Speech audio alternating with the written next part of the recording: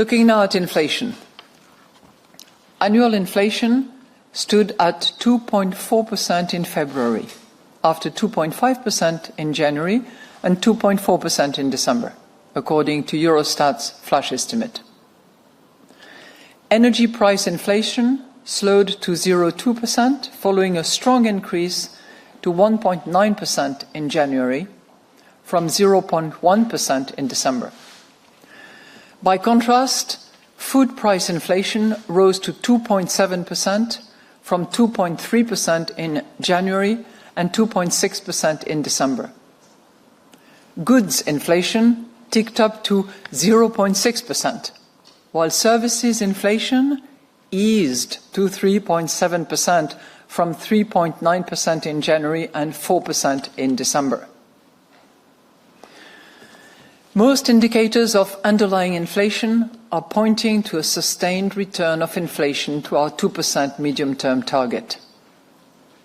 Domestic inflation, which closely tracks services inflation, declined in January, but it remains high, as wages and some services prices are still adjusting to the past inflation surge with a substantial delay. At the same time, recent wage negotiations point to a continued moderation in labour cost pressures. The assumption of higher energy price inflation led staff to revise up the headline inflation projection for 25.